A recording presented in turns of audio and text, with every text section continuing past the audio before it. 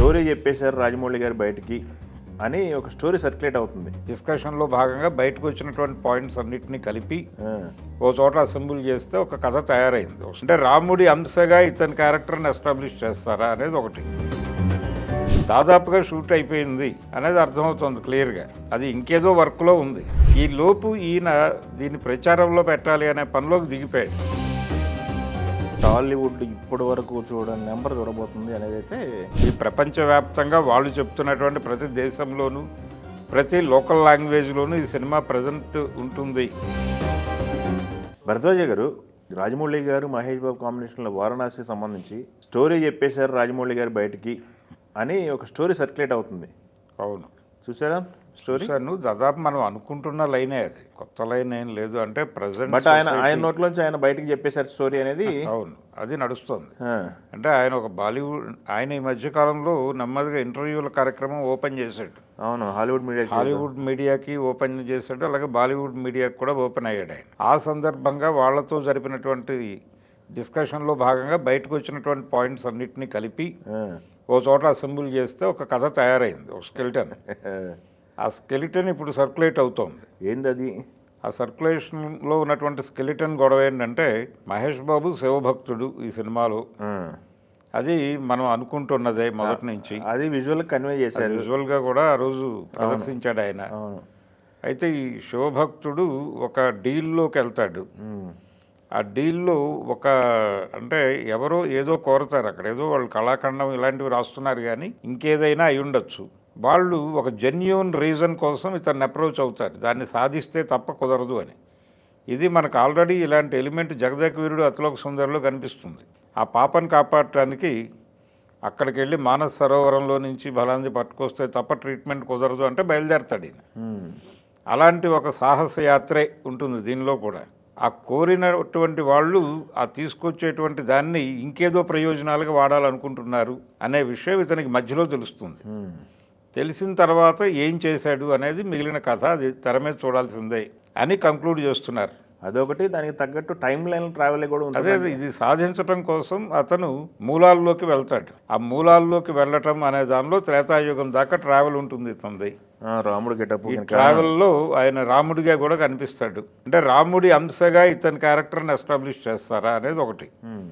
ఇక్కడ శివభక్తుడిగా చెప్తున్నారు. శివభక్తుడు, రామదర్శనము, ఆయనే రాముడిగా కనిపించటము, ఇదంతా రామేశ్వర తత్వం అని ఒకటి ఉంది.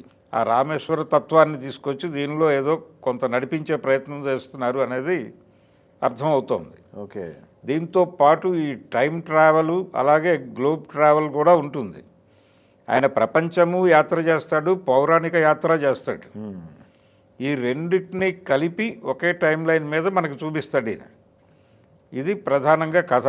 తను ఇది లోక కళ్యాణం కోసం, సాధించటం కోసం వెడుతున్నానని అనుకుంటాడు అతను. అదే తీరా అది లోక వినాశనానికి వాడబోతున్నాడు అనేది తెలిసినప్పుడు దాని నుంచి, ఆ ప్రమాదం నుంచి ప్రపంచాన్ని ఎలా కాపాడాడు హీరో అనేదే క్లైమాక్స్ అవుతుంది. ఎన్ని అడ్డంకులు వేసి అతని దగ్గర నుంచి దాన్ని వశపరుచుకోవడానికి అతను చేసే ప్రయత్నాలు, పృథ్వీరాజ్ సుకుమారన్ క్యారెక్టర్, వీటి మధ్య ఘర్షణ, ఇవి విజువల్గా ఎలా ఉండబోతోంది తెర మీద అనేది వెయిట్ చేయండి, ఏప్రిల్లో చూద్దాం, వచ్చే సంవత్సరం అని చెప్తున్నాడు ఆయన. అదే, వచ్చే సంవత్సరం ఏప్రిల్ నెలలో కలుద్దామని చెప్తున్నాడు. వచ్చే సంవత్సరం కరెక్ట్గా అనుకున్న డేట్కి రిలీజ్ అయితే చాలా స్పీడ్ తీసినట్టే రాజమౌళి గారు. అవును, కంపారిటివ్గా. Yes yes yes. రెండోది, ఈసారి ఆయన పబ్లిసిటీ మీద ఎక్కువ దృష్టి పెట్టి నెమ్మదిగా ప్రతి ఏరియాలోనూ సినిమా ఎక్కడెక్కడ రిలీజ్ చేయాలనుకుంటున్నారో ఆ ప్రాంతాల్లో ఆయన ప్రచారం మొదలుపెట్టేశాడు నెమ్మదిగా. ఇప్పుడు బాలీవుడ్ అయిపోయింది, రేపో ఎల్లుండో మళ్ళీ సౌత్ ఇండియన్, అంటే తమిళ, మలయాళ, కన్నడ భాషలకి కన్వే అయ్యేలాగా ఇంకో ఇంటర్వ్యూ ప్లాన్ చేసినా మనం ఆశ్చర్యపోవాల్సిన అవసరం లేదు. అంటే ఆయన షూట్ ఎప్పుడు మొదలుపెట్టాడు అనేది కూడా మనకి తెలియదు, కానీ ఈయన ప్రచార వరుస చూస్తుంటే మాత్రం దాదాపుగా షూట్ అయిపోయింది అనేది అర్థమవుతుంది క్లియర్గా. అది ఇంకేదో వర్క్లో ఉంది కంటెంట్. ఈ లోపు ఈయన దీన్ని ప్రచారంలో పెట్టాలి అనే పనిలోకి దిగిపోయాడు. పబ్లిసిటీ యాక్టివిటీ మొదలైపోయింది సినిమాకి. సో రిలీజ్ డేట్, ఆ డేటే కన్ఫర్మ్ అవుతుంది అనేది అనిపిస్తుంది. లేకపోతే ఇంత వేగంగా ప్రచార వ్యూహంలోకి దిగరు వీళ్ళు. దిగారు కాబట్టి ఇది డెఫినెట్గా వచ్చే ఏప్రిల్కి రెడీ అయిపోతుంది. అయితే ఏప్రిల్లో టాలీవుడ్ ఇప్పటి వరకు చూడని నెంబర్ చూడబోతుంది అనేది అయితే, అంటే ఇండియన్ సినిమా ఇప్పటి వరకు చూడని నెంబరు. అంటే ప్రపంచవ్యాప్తంగా రిలీజ్ చేస్తారు అనే ప్రచారం జరుగుతోంది. అదే ఈ ప్రపంచవ్యాప్తంగా వాళ్ళు చెప్తున్నటువంటి ప్రతి దేశంలోనూ ప్రతి లోకల్ లాంగ్వేజ్లోనూ ఈ సినిమా ప్రజెంట్ ఉంటుంది, దాని ప్రజెన్స్ అక్రాస్ ది గ్లోబ్ అని చెప్తున్నారు.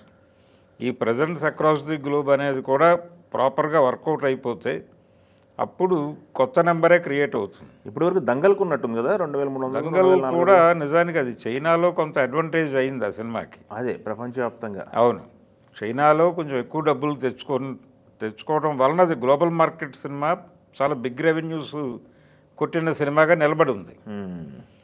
ఇది చైనాతో పాటు అనేక మార్కెట్లను కొల్లగొట్టే ఛాన్స్ ఉంది ఈ సినిమా. అదే అదే. సో అది కంపారిజన్ కాదు, కానీ ఇది కొత్త నెంబర్ అయితే క్రియేట్ చేస్తాడు. ఒక టార్గెట్ ఫిక్స్ చేయబోతున్నాడు ఈయన. అంతర్జాతీయ స్థాయిలోకి సినిమాని ప్రమోట్ చేయడం ద్వారా మనం లోకల్ బాక్స్ ఆఫీస్ దగ్గర ఎంత క్రియేట్ చేయొచ్చు అనేది కూడా ఇప్పుడు ఆయన ఒక లెసన్ నేర్పబోతున్నాడు ఇండియన్ ఫిల్మ్ ఇండస్ట్రీకి, రాజమౌళి. ఓకే. కాబట్టి ఒక బిగ్ స్కేల్ సినిమా, బిగ్ రేంజ్ సినిమా జనాల ఊహలకు విషయాన్ని అందించేస్తే సినిమాని ఎలా చూడాలో వాళ్ళు ఫిక్స్ అవుతారు. ఆ ఫిక్స్ అయిన తర్వాత థియేటర్లో వాళ్ళు స్థిమితంగా కూర్చుంటారు, పెద్దగా టెన్షన్ లేకుండా సినిమా వెళ్ళిపోతుంది, బయటకు వచ్చి పాజిటివ్గా మాట్లాడతారు అనేది ఆయన వ్యూహం రాజమౌళిది.